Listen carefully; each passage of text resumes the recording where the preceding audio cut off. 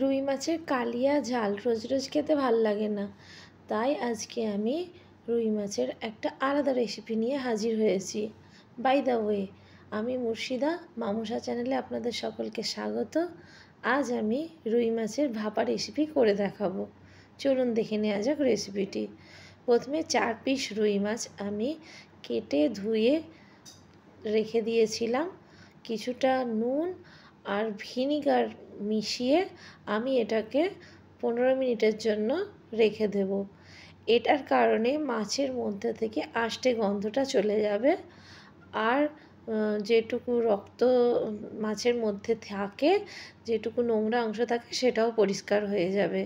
তার জন্য 10 মিনিট আমি এটাকে জলের সঙ্গে মিশিয়ে রেখে দেবো।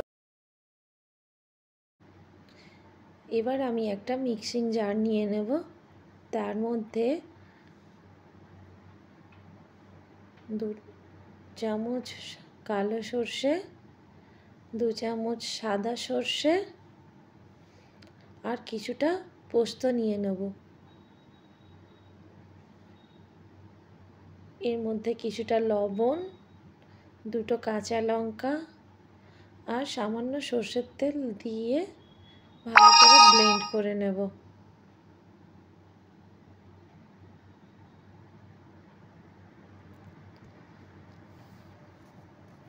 কিছুটা জল অ্যাড করতে হবে, নাহলে ভালো করে ব্লেন্ড করা হবে না।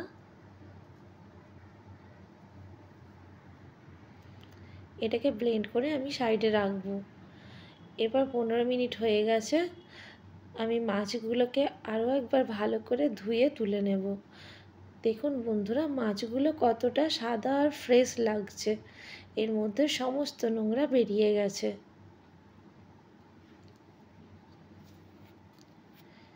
মাছগুলো আমি একটা টিফিন কৌটোর মধ্যে রাখবো।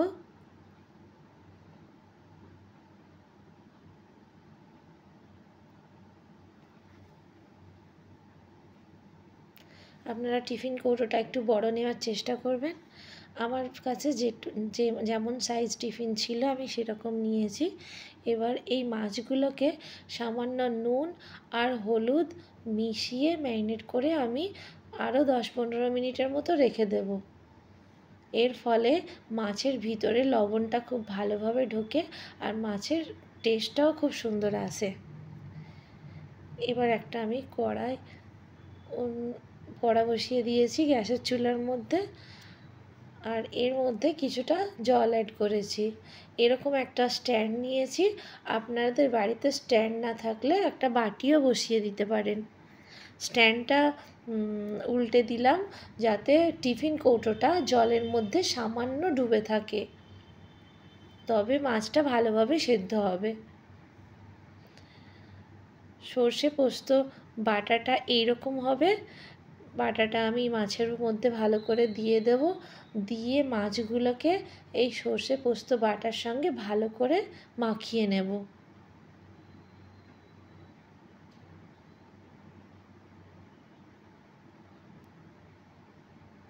প্রত্যেকটা মাছ একবার করে উল্টে দেব যাতে নিচে মিশ্রণটা পৌঁছায়।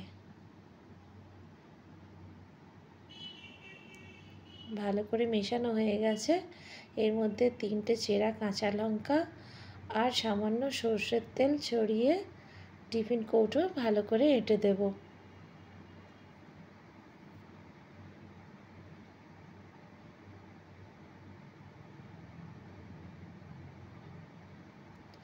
এদিকে জল ফুটতে আরম্ভ করে দিয়েছে।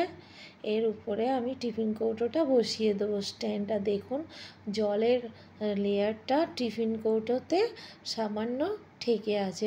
আর গ্যাসের উনুন একেবারে হাই ফ্লেমে রাখবেন। 25 মিনিটের জন্য হাই ফ্লেমে রেখে এটাকে আমি ঢেকে রাখবো।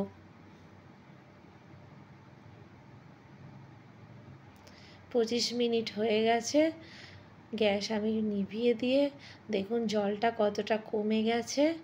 এবার আমি খুলে দেখাবো যে রুই মাছ ভাপাটা কীরকম হয়েছে। কিছুক্ষণ ঠান্ডা হতে দিয়েছিলাম, এবার আমি খুলে দেখাবো। দেখুন কত সুন্দর কালার এসেছে, দেখতে যতটা লোভনীয় হয়েছে, খেতেও দারুণ সুস্বাদু হয়েছে।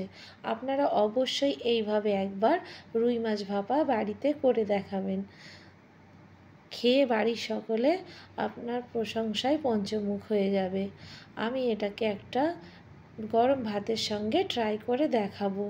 এরকম আরও ভালো ভালো ভিডিও পেতে আমার চ্যানেল সাবস্ক্রাইব করে বেল নোটিফিকেশান অন করে রাখবেন সবার আগে আপডেট পেতে।